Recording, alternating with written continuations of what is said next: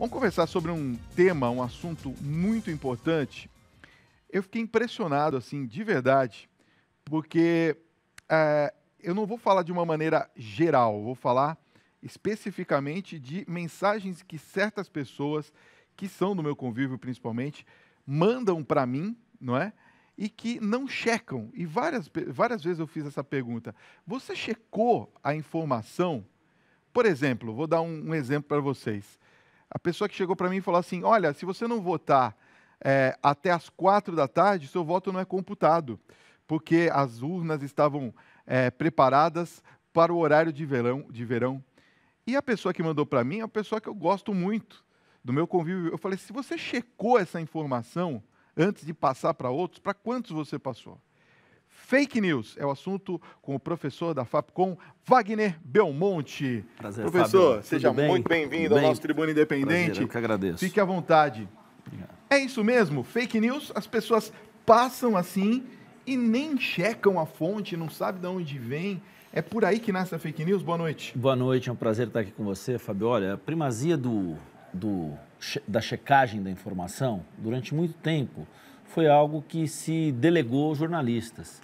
Era mais do que necessário e continua sendo na nossa atividade, você como apresentador de TV, eu como jornalista, fui colega do William também, enfim, havia um senso de que, assim, é preciso falar sobre aquilo que se apurou, é preciso ter certeza sobre aquilo que se leva ao ar. E isso não envolve nada como busca pela verdade, como se a verdade fosse um processo cartesiano, nada disso.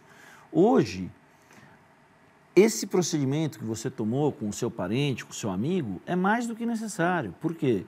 Porque o volume de informações que se compartilham em grupos de WhatsApp, em grupos de redes sociais, e que a gente não tem procedência sobre elas, é um volume avassalador. Pois é. E isso traz efeitos, traz consequências à sociedade. Inclusive, eu queria te perguntar o que é considerado fake news. Porque é um nome diferente, né? Fake news, a tradução é notícias falsas. Mas a gente também poderia traduzir por fofoca ou alguma coisa do gênero.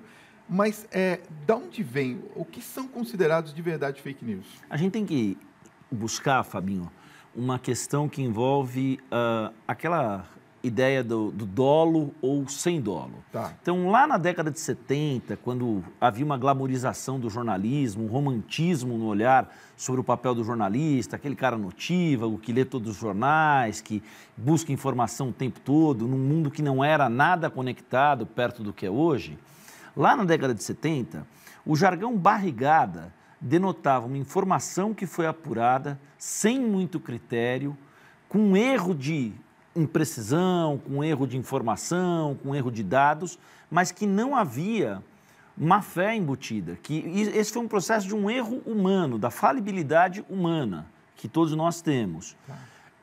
Hoje, o processo de fake news como informação falsa que você citou, ele é um processo que ele visa principalmente a desconstrução do próximo. Tá. Ele visa principalmente trazer uma névoa segundo a qual desconstruir e lançar um conteúdo pejorativo sobre outrem parece uma estratégia mais adequada, seja em processos eleitorais, seja em questões relacionadas à igreja, seja em questões relacionadas a futebol e por aí vai. Quer dizer, não importa qual é o tema, importa é que ela não pode ser disseminada antes de ser checada. Como que eu identifico nesse monte de informações que a gente recebe diariamente? Aliás, eu evito até de participar de grupos de WhatsApp. Eu participo, acho que de 2, 3 grupos, que são até aqui da Rede Vida, porque realmente, até o do grupo familiar eu saí, porque realmente assim, é uma avalanche de informações o tempo todo. Como que eu identifico? Quais são as características para eu identificar que uma notícia é falsa, uma fake news? Não existe uma fórmula padrão. Nós estamos falando de uma atividade humana, nós estamos falando de uma atividade que está em constante dinamismo, que é o jornalismo, que é a produção da informação, que é essa dinâmica social que está posta num mundo ultraconectado, esse mundo do tudo ao mesmo tempo agora. Então, não existe uma resposta padrão para isso, Fábio. Mas existem alguns comportamentos que podem nos dar mais segurança em relação àquilo que a gente lê e àquilo que a gente recebe.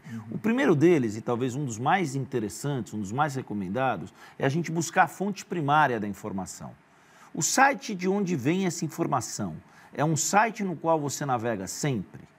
Esse site, ele tem credibilidade? Ele é um site conhecido? Esse site, é possível identificar nesse site, em relação aos temas que ele traz, a fonte primária das informações? Ou seja, um estudo realizado na universidade tal apontou que dar um celular para a criança equivale a dar uma droga para a criança. Que estudo é esse? De qual universidade? Onde ele foi publicado? Quando ele foi feito? E é isso mesmo? Então, assim, essa necessidade da checagem, que era algo mais, que era um comportamento mais restrito ao universo dos jornalistas, hoje é uma necessidade que se impõe perante a quem não é jornalista também, porque quem não é jornalista também está produzindo informação em tempo real, seja numa manifestação porque seu candidato a presidente ganhou, porque seu candidato perdeu. Hoje nós somos um híbrido de produtor e consumidor de informação, e o celular que você mostrou há pouco é um link de TV em tempo real. Né? A geração mais nova, eu tenho uma filha de 12 anos, a geração mais nova pensa que também é um celular, mas também é um telefone, mas é principalmente um instrumento que te conecta ao mundo. Né? Eu estava falando isso com meu primo hoje, ele me ligou hoje à tarde, fazia tempo que a gente não se falava, e eu não conseguia atendê-lo no telefone, eu tive que reiniciar o telefone, né? E eu falei para ele, acho que enferrujou a parte do telefone, que é da ligação, porque agora é só a conexão com a internet, né? Mas eu queria saber basicamente do que nós estamos falando, qual que é a diferença, por exemplo, da fake news para um boato ou uma fofoca? Qual é a força que tem? A força da fake news é maior porque é uma concepção de uma notícia, professor? Tanto é maior, Fábio, que ela teve... A justiça interveio no processo eleitoral que o Brasil acompanhou aos trancos e barrancos, um processo eleitoral muito tenso, ancorado aí na cultura do ódio, com um país muito dividido. Mas tanto isso é verdade, Fábio, que a justiça interveio e tirou do ar centenas de páginas que continham informações falsas propagadas sistematicamente, visando a desconstrução, visando... Vou dar um exemplo de uma... Para mim, foi a mais emblemática e não diz respeito ao Brasil. Um site chamado There Is News publicou nesse ano que o Papa Francisco tinha pedido o cancelamento da Bíblia. Meu Deus. Isso reverberou. Se você jogar no Google Papa Francisco cancela a Bíblia, já aparece. Você joga Papa Francisco cancela, já aparece a Bíblia. Não satisfeita com essa informação, que é uma informação absolutamente falsa, havia uma notícia toda ela estruturada, dizendo o seguinte, que o Papa entende que o livro que deve embasar os católicos tem que ser um livro modernizado e um livro que vai se chamar Bíblia 2000.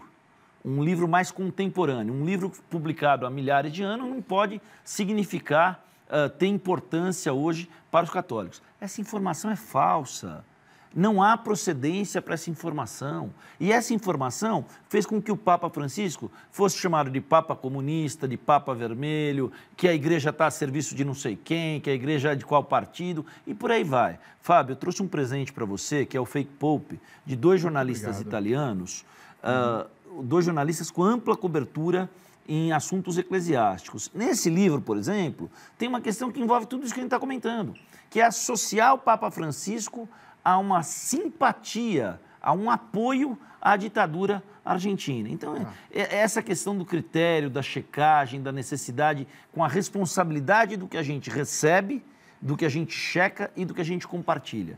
A gente tem essa responsabilidade, Fabio, a gente não pode se esquivar dela, a gente não pode se esquivar da responsabilidade sobre aquilo que a gente põe nas redes sociais. Então, eu vou te fazer uma pergunta em cima disso que você está falando, porque isso é um absurdo muito grande, né? Quer dizer, é uma coisa que a população, de uma maneira geral, a pessoa menos avisada, ela não consegue identificar se isso é real ou não. Então, além da fake news propagar uma mentira, ela também manipula a informação, é isso? Ela também manipula a informação e nós, jornalistas, temos um mantra. Se você está em dúvida sobre determinada informação, se você não tem certeza, não publique. Se você está em dúvida em relação à veracidade de uma informação que você recebeu numa rede social, num grupo de WhatsApp da família, ou de amigos, ou do futebol, ou da igreja, seja lá do que for, se você tem dúvida, não compartilhe. Né? É invocar uma reflexão sobre quais os interesses que possam estar sendo acobertados por aquela informação, quem aquela informação pode favorecer, como pode favorecer e como pode trabalhar na linha do que o Sartre falava, o inferno são os outros. Né? Aquela ideia de desconstruir o próximo. Exato. Aliás, por falar nisso, eu percebi isso muito forte na campanha eleitoral deste ano, principalmente aqui em São Paulo. Era um tal de acesse o site X para você ver que o fulano é assim ou que o ciclano é desse jeito. Quer dizer, houve uma institucionalização das informações que denigram as outras pessoas. Isso também eu posso chamar de fake news ou não? Acho que sim, Fábio, acho que sim. Criar um site, por exemplo, do professor Wagner e dizer assim, olha, o professor Wagner não é isso, não é isso, não é isso, não é isso, não é isso, e eu desconstruir a sua personalidade. É isso, acho que sim. Acho que a gente tem exemplos nisso no processo eleitoral. Houve intervenção da justiça em alguns casos, eu não quero dar nomes aqui, sim, até no sentido de não fazer propaganda nem positiva nem negativa. Mas esse é um processo que evoca a questão da responsabilidade, Fábio. Quer dizer, a gente tem liberdade para abrir o Facebook agora e falar que o Japão é um país que fica na América do Sul, onde se fala espanhol. Você vai lá e publica isso. O problema está na falta de critério que você teve em publicar isso como informação e no replique que essa informação vai ganhar, é a dimensão que isso vai ganhar. Eu dei um exemplo extremo aqui, eu dei um exemplo que todo mundo sabe que é mentira. Mas essa questão da cultura do boato, da celebrização da informação, que é uma coisa que eu acho que a gente tem que trazer mais essa discussão para o dia a dia das pessoas, tudo isso traz efeitos muito delicados. E sobre a eleição que você citou, esse processo de fake news na eleição, ele reforçou uma percepção que o próprio resultado da eleição parece ter trazido. Acho que nós, brasileiros, não estamos sabendo cuidar da democracia, não estamos sabendo olhar para a democracia, não estamos sabendo embalá-la. E isso traz efeitos na percepção, no ceticismo, na ideia de que você é meu inimigo se você não pensa como eu. Formar comunidades em que as pessoas falam rigorosamente as mesmas coisas umas para as outras é fácil, Fábio. Difícil é você formar uma comunidade em que você abre um debate franco com quem pensa 180 graus de distância da sua linha de pensamento, da sua visão de Estado, da sua crença em relação ao papel que o Estado tem, ou assuntos polêmicos como violência, privatização e por aí vai. Isso também se dá ao fato de nós nos tornarmos, como a gente conversou agora há pouco, geradores de conteúdo. Né? Quer dizer, hoje qualquer pessoa pode, nas redes sociais, fazer uma transmissão ao vivo, falar o que pensa, né? Tem gente até que é meio estúpida, dizer assim, a rede social é minha, eu escrevo o que eu quiser. A coisa não é bem assim, existem responsabilidades. Quanto que as fake news têm de contribuição das redes sociais para a formação de uma notícia falsa? Certamente devem existir estudos. Eu não conheço estudos que fazem essa interface do mapeamento das fake news a partir das redes sociais. Portanto, eu não seria leviano aqui de falar sobre um assunto que eu efetivamente não conheço. O que a gente pode acenar como uma possibilidade para isso que você trouxe é que o universo das fake news, ele encontra guarida principalmente em sites que são desconhecidos. Essa notícia que eu comentei do Papa Francisco cancelar a Bíblia, ela surgiu num site chamado There is News. Ou seja, surgiu num site chamado There is News, foi parar num jornal espanhol e aí reverberou.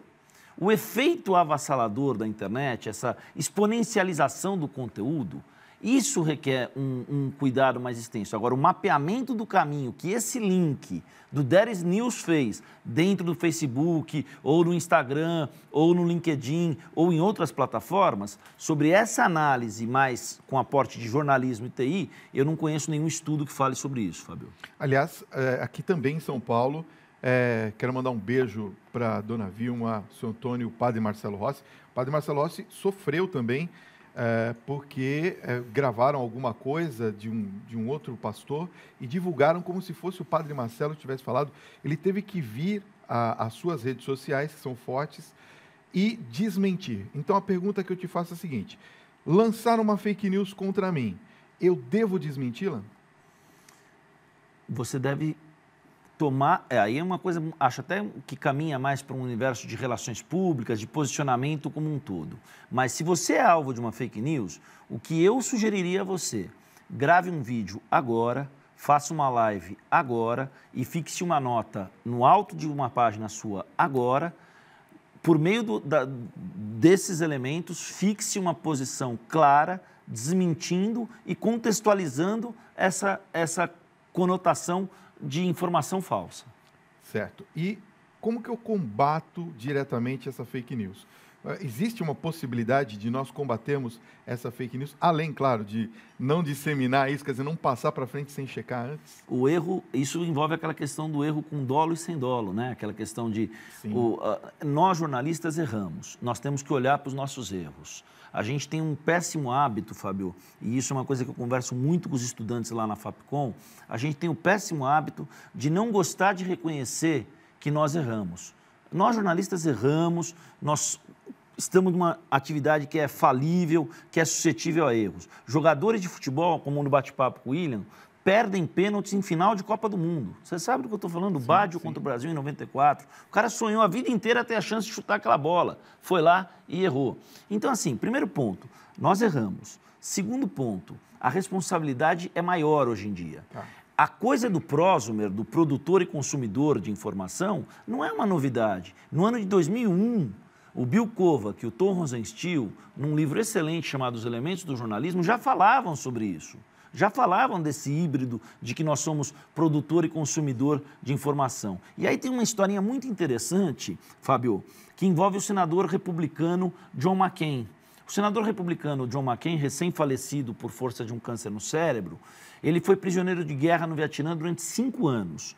Nesses 5 anos que ele foi prisioneiro de guerra, perguntaram a ele o seguinte: do que você mais sentiu falta? Da sua família, dos seus amigos, do que você mais sentiu falta?